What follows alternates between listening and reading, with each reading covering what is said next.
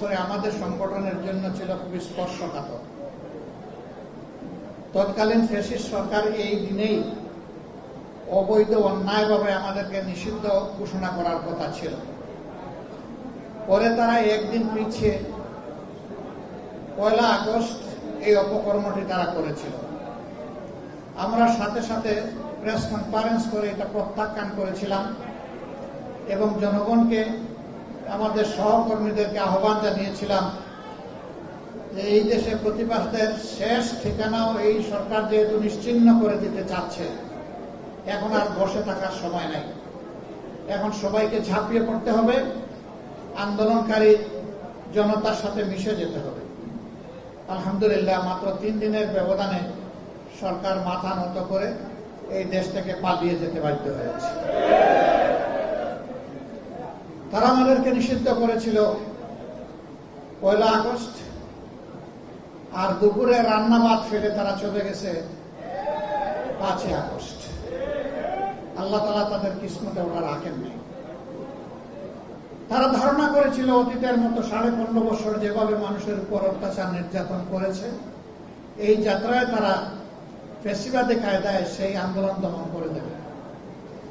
কিন্তু আল্লাহ তাআলা সমস্ত কুওয়াতের মালিক, শক্তির মালিক, আসমানের ফয়সালা যখন কারো ব্যাপারে জমিনে নেমে আসে, এইটা প্রতিরোধ করার ক্ষমতা কারোই থাকে না। সেদিন মানুষ মুখে মুখে বলতে শুরু করলো, আল্লাহ তাআলা একদল আবাবিল পাঠিয়েছিলেন।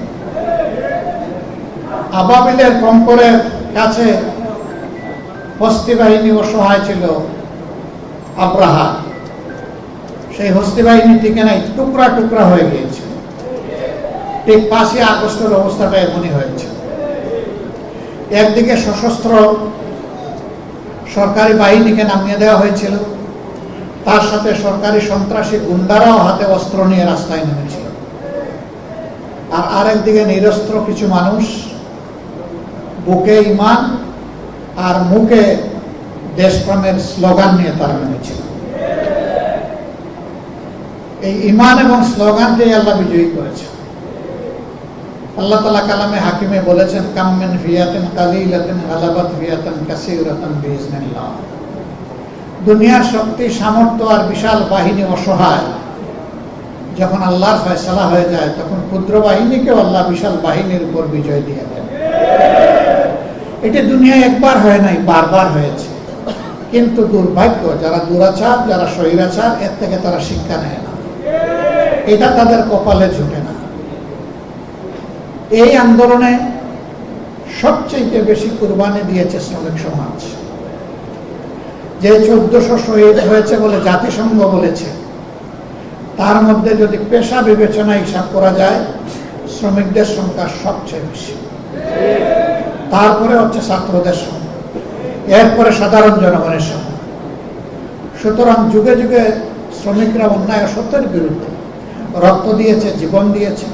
24-এও তারা একই কাজ করেছে। এই শ্রমিকরা, তারা তো কোটার জন্য আন্দোলন করে না, তারা করেছিল বৈষম্যের বিরুদ্ধে আন্দোলন। তারা চেয়েছিল সম্মানজনকভাবে দুমুঠো ভাতকে সম্মানের সাথে পরিবার পরিজন নিয়ে বেঁচে থাকার গ্যারান্টি।